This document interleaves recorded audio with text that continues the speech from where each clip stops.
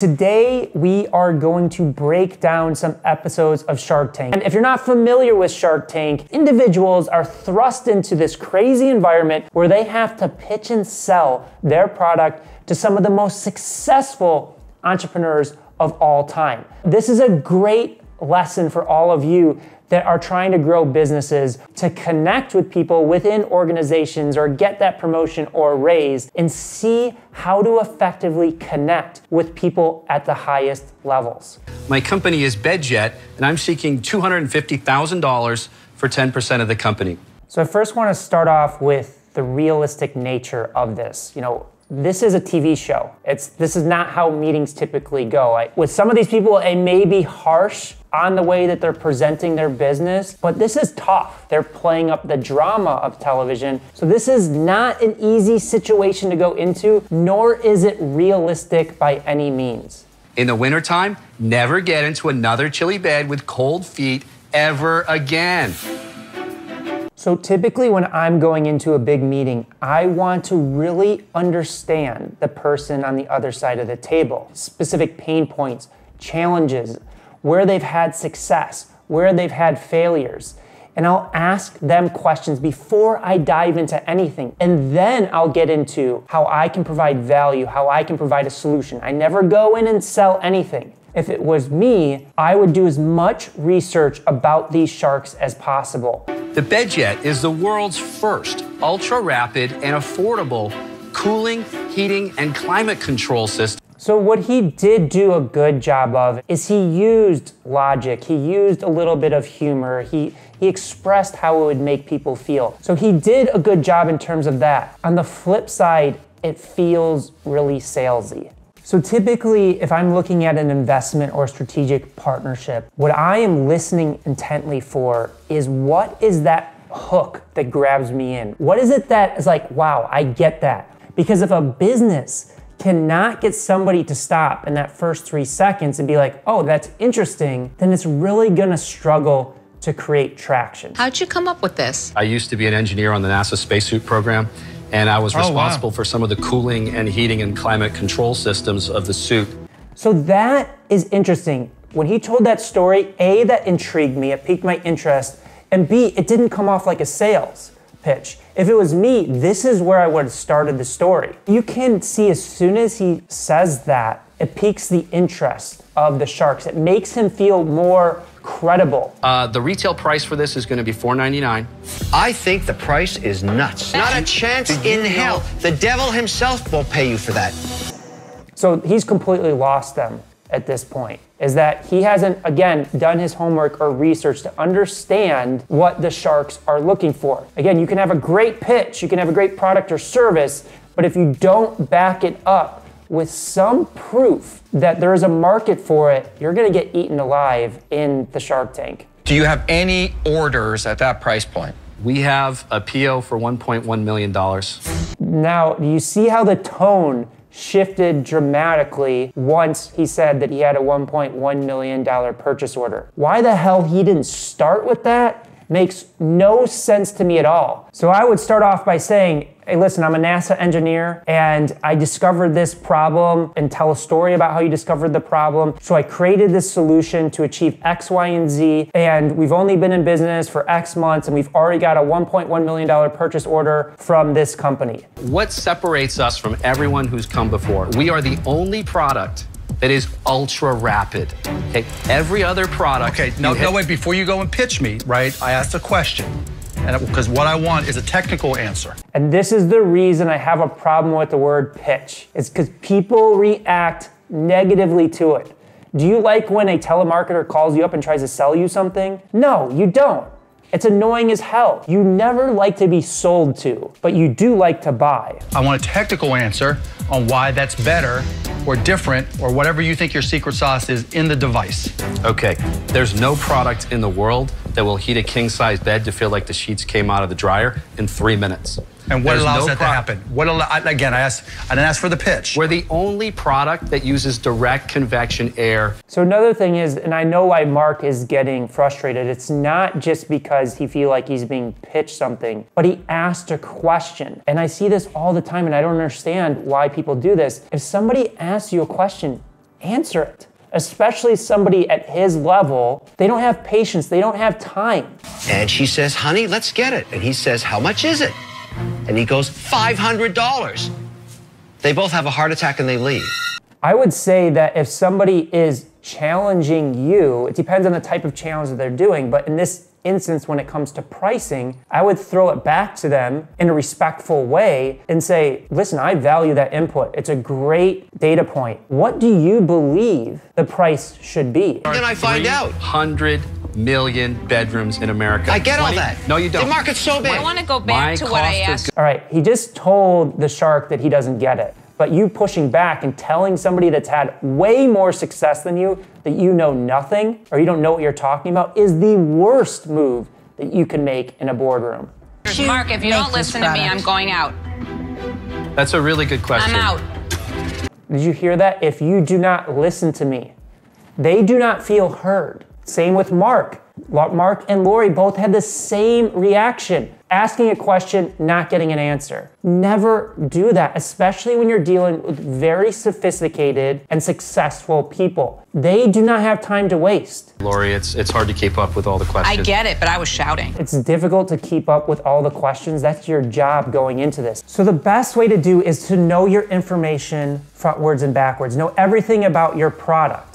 And then don't go in there with a strict way that it has to be delivered. Go in with the mindset that I'm going to be approached with questions. I may not know the answers to them, or I may not expect them.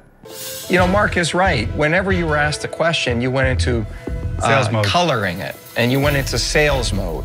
I like the sizzle, but I want to get right into the steak.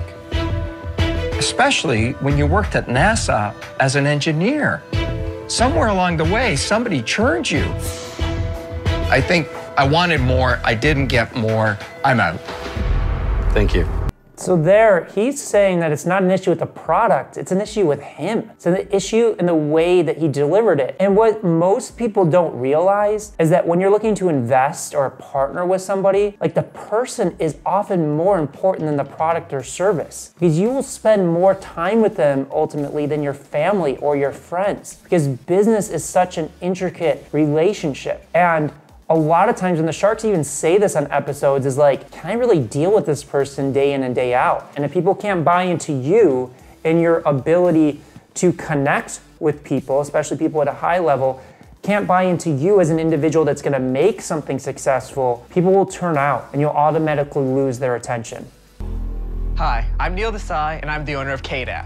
I'm seeking $50,000 for a 5% equity stake in my company. Now, whether or not we like it, we all know someone who's been cheated on, been accused of cheating, or who's actually cheated. What is this? Ginny? Ginny from your work? Yeah, it's me. What is this? Are you cheating on me? No. I'm not. You liar! When he comes out to present, you can tell he's not the best presenter. He seems a little on edge and stiff. So it's great that he pushes to this funny little skit. And it's kind of, I don't even know if it's really designed to be funny. It's just very low quality, but it gets the sharks engaged and draws the attention from his kind of stiffness presenting skills. So Neil, this is a cheater's app. But in reality, it's a privacy app. But let's call a spade a spade. It's a cheater's app. I'm okay with that. It's a cheater's app. Good for you, Neil. Go with it, baby. Own it. So this is a perfect example. Instead of like the first guy we watched who's fighting back, he accepts the advice from him and, you know, connects with them even further. But you're not a developer, right? You didn't develop this. No. Tell us the story there. How did you find it? What happened? I found a guy selling this app. Turns out to be a cop. He doesn't have time for this app. So a cop developed the cheater's app. Correct. I also love the fact, and we saw this with the first guy that didn't go well, is when somebody asks him a question, he succinctly answers it. He doesn't try and shy away from it, and he doesn't give some long-winded response. And you can see he's getting these rapid-fire questions from all of the sharks, and he's able to keep up, where the first guy's like, I felt so overwhelmed and I couldn't keep up with the questions. Like, that's just an excuse. This guy's doing an amazing job of that. Only a moral aspect of your deal is a crazy valuation. It's not worth $1 million. That's for you guys to decide. That's what I Well, believe I it's think we're worth. telling you right now, look, I'm not going to sit around and listen anymore. I understand the business. I'll give you the $50,000 for 50%.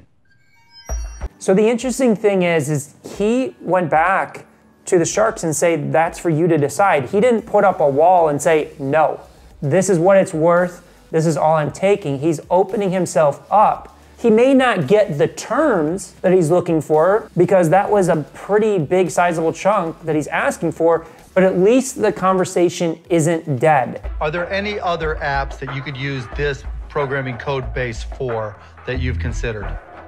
What do you mean? Let me give you one right now. In the mutual fund industry, competitors don't like their sales data to be shown on a phone. So this is a great example. When Mark asked that question, he didn't have an answer. And instead of making up an answer, he responded with a question, what do you mean? Which gives him that chance to step back and think about the best way to approach it. And I also love the fact that he's now taking ideas that the Shark Tank panel has. He's also letting the Sharks do some of the heavy lifting for him. The more you can ask questions, the more that you can listen, the less you have to speak, the less you have to sell, and the less opportunities for you to fall flat on your face. Greetings, Sharks. I'm Henry Gracie, and I'm seeking a $500,000 investment in exchange for a 5% equity stake in my apparel company, Quick Flip. It was a cold December morning, and my son wanted to go to the park, so I threw on my favorite hoodie, and off we went. First off, body language is critically important.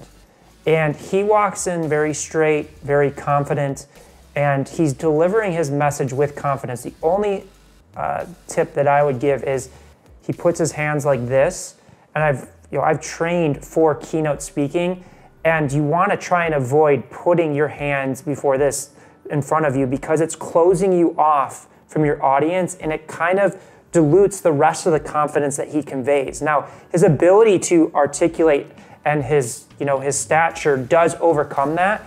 But going into big meetings, you don't want to put your arms in front of you like this. You want to be moving around with them with confidence. I also love the transition that he did. It's brilliant of coming in with confidence, stating what he's there to do, and then diving into this new tone with this new story that brings people's attention into him. And the hoodie slipped off my shoulder onto the wet grass. Oh, no. There has to be a better way. Sharks, that was it. Quick Flip was born. Check this out. Flip it, tuck it, shake it, and voila. So I think what he also did that was so brilliant, instead of just diving into what the product is, he told a story of how he got to the idea. He brought people in through that storytelling technique, and there's something about telling stories that work so well because it brings us back to what we experience at childhood. And that's what he did such a brilliant job doing, and brings them in to that process. And they're having fun, they're laughing, they're engaged with what he has to say, rather than, I'm just gonna dive into this product demo, which would not have the same effect. Henry, can we see it? Now you can see your samples. Thank you. Mark, you're right here. Yes, sir. Appreciate it, Henry. Thank you. Check it out, you guys. Thank you. No worries. Thank you. Thank you very much. So here's the deal, guys. All you do is you reach in, grab the entire hoodie, and pull it through. And then just start shoving the rest of it on the inside. Yes, reach in, grab and pull, everything, just grab and pull. So he does a great job, again, by getting people to experience the product. And he knows that he knows that the Sharks are gonna want to experience it. So what he does that's brilliant is he actually guides them through how to use it. Instead of letting them fumble or get frustrated with it or have a negative experience, he makes it fun, light, and guides them, provides them instructions on how to do it. Is this your first product? Yeah, have a seat, you guys, let's talk. My grandfather, to kind of give you a starting point, was the co-creator of the art of Brazilian Jiu-Jitsu, the now famous all over the world, fast-growing martial art. It was my Uncle Royce, my dad's brother, who went in UFC, the early UFCs, went in there and beat these giants. Put us on the map, and so the clothing brand also came into fruition, and we're selling t-shirts, hoodies, uniforms, and martial arts apparel, so we learned a lot of things during this scaling of jiu-jitsu. A supply chain was a critical factor there. It's been incredibly helpful to have those skills. So what is brilliant about what he just did is Lori asked him, is this your first product ever? And he answered her directly. He said yes. But then what he did is he backed it up based upon his family's experience and everything that he's learned from them that shows that he is a credible entrepreneur. That this isn't that, even though it's his first product, it's not the first time he's around business. And that was a brilliant way of handling it that the first guy we watched did not do. You guys, this is not a product, it's a company. We're here to talk business. Isn't that what you guys like? I've watched enough episodes. Okay. So hold on. There, that was brilliant. He said he's watched enough episodes, and that's what I said before, is he's done his research. He knows the dynamics of the personalities, and he continues to have this light and playful tone. Tanner, it's going to end badly if you don't give me some numbers. So here's the deal. We did a little pilot launch. It was great. We sold out. In 40 days, in the middle of the summer, we did $279,000. Got it. And then in August alone, we did $205,000 in sales. So your total sales, 500,000. Yeah, 577. So Kevin clearly stated, you're going to lose me if we don't get to the numbers. And now he knows, because he's researched Shark Tank, he knows what he needs to do to deliver on that, to answer that question, and he does a great job backing it up with the numbers of the business. Oftentimes people will get defensive when investors or partners will ask questions, but he's welcoming it. He knows it's a part of the process. I just don't see the connection that we would create, or even any of the sharks, right? Because you drive it yourself. For those reasons alone. So, and I think that that's an important lesson. Just because Mark is out doesn't mean that it can't be successful. And just because one person tells you no doesn't mean that you ultimately can't be successful. It doesn't mean there's not other investors. That doesn't mean that you shouldn't listen to what Mark says or to other people that try and poke holes into your business, because it ultimately can make it stronger. And that's a huge opportunity that these individuals have in Shark Tank, and the opportunity that you have if you're sitting across the room from somebody that's smart and intelligent and experienced is take everything that they say, even if it's a criticism, because you can learn from it and build a stronger product, a brand, or a company. So the biggest takeaways from these Shark Tank pitches is, one, do not sell. Go in and provide value through your product or service.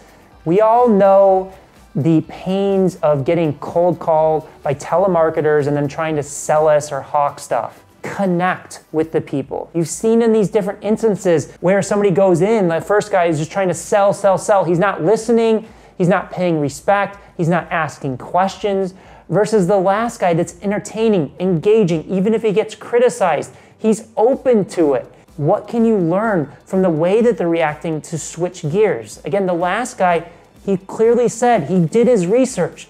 He watched the Shark Tank episodes. He knew what to expect. So do your due diligence. So now I would love to hear from you. If you were going in the Shark Tank tomorrow, what is the product or service that you would pitch? And what key takeaways have you learned from this video that you would apply if you were thrust into the Shark Tank in front of those vicious sharks that are about to eat you alive? On top of that, if you want to learn more and dive deeper into this, check out my book, Hook Point: How to Stand Out in a 3-Second World, where I break down secrets of how I was able to acquire clients at the highest levels, the MTVs, Vices, Taylor Swifts of the world. And if you enjoyed this video, please click the subscribe and like button, and I look forward to seeing you in the next one.